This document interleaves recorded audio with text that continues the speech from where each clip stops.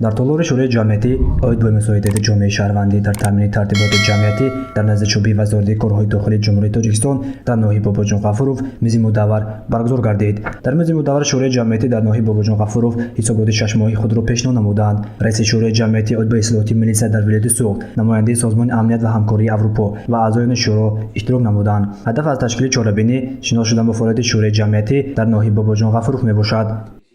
айни ҳол аъзони шӯрои ҷамъиятӣ оид ба мусоидати ҷомеаи шаҳрвандӣ дар таъмини тартиботи ҷамъиятӣ дар назди мақомоти милитсия дар назди шӯъбаи вазорати корҳои дохилии ҷумҳурии Тоҷикистон дар ноҳияи Бобоҷон Ғафуров 17 нафарро дар бар мегирад. дар давраи сипаришуда шӯрои ҷамъиятӣ оид ба мусоидати ҷомеаи шаҳрвандӣ дар таъмини тартиботи ҷамъиятӣ дар назди мақомоти милитсия дар назди шӯъбаи вазорати корҳои дохилии ҷумҳурии Тоҷикистон дар ноҳияи Бобоҷон Ғафуров барои ҷалби шаҳрвандон иттиҳодияи ҷамъиятӣ барои иштирок дар амалисозии сиёсати давлатӣ дар соҳаи пешгирии ҷиноят ва ҳуқуқвайронкуниҳо, баланд бардоштани боварии аҳолӣ ба системаи ҳифзи ҳуқуқ, наздик намудани мақомоти милитсия бо аҳолӣ. шӯраи ҷамъиятӣ оид ба мусоидати ҷомеаи шаҳрвандӣ дар таъмини тартиботи ҷамъиятӣ дар ноҳияи Бобоҷон Ғафуров аз соли 2014 инҷониб фаъолият мекунад. мақсади асосии шӯраи ҷамъиятӣ пешгирии нашамандӣ дар байни ҷавонон ва наздикӣ кардани милитсия бо ҷомеа аст. То ин дам шӯро бо ҳамкории милитсия лоиҳаи зиёдеро барои наздик шудан бо сокинон амалӣ намудааст. волонтерон дар бисёр тренингҳо иштирок менамоем ва дар ҳамин ҷамъиятҳо мо бисёртар бо мардумон суҳбатҳо мегузаронем ва мақсади асосии мо ин пешгирии ҷиноятҳо ба шумор меравад. ҳамчунин дар толори шӯъбаи вазорати корҳои дохилӣ дар шаҳри Бӯстон низ машварати корӣ баргузор гардид. Сабоҳа Ҷалолова, раиси шӯраи ҷамъиятӣ дар шаҳри Бӯстон, аз корҳои ба анҷом расонидаи ҷамъият маълумотро пешкаш намуд.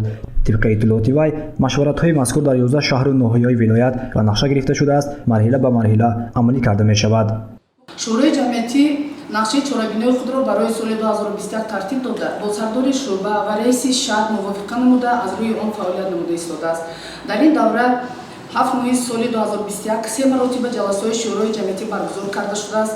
аз ҷониби шӯро се маротиба конференсияҳо, семинарҳо, мизи мудаввар баргузор карда шуда, 5 маротиба бохӯриб баромадҳо аз ҷумла дар бинои маркази таҳсилоти иловагии Ҷаводи Палос оид ба фаъолияти нозирони минтақавии милитсияи шӯъбачии ҳифзи тартиботии ҷамъиятии шӯъба дар шаҳри Бӯстон бо иштироки 40 нафар, дар бинои шӯъбаи маорифии шаҳри Бӯстон оид ба фаъолияти гурӯҳи оперативии пешгирии ҳуқуқвайронкунӣ байни ноболиғон ва ҷавонони шӯъба вобаста ба мактабҳои шаҳри Бӯстон бо иштироки 50 нафар, дар бинои қасри фарҳанги шаҳр дар бораи пешгирии зӯроварӣ дар оила. шӯраи ҷамъиятӣ оид ба ислоҳоти милитсия аз соли 2013 инҷониб фаъолият мекунад. он дар 14 шаҳру ноҳияҳо намояндагии худро дорад. мақсад ташкили чорабиниҳо таъмини тартиботи ҷамъиятӣ, ҳалли саривақтии мушкилоти сокинон, ҳамкорӣ бо мақомоти милитсия ва кӯмак ба кори онҳо мебошад. гузориши Насиб Ҷонабоев ва Наимҷон Аюбов барои барномаи иттилоотии Хабар.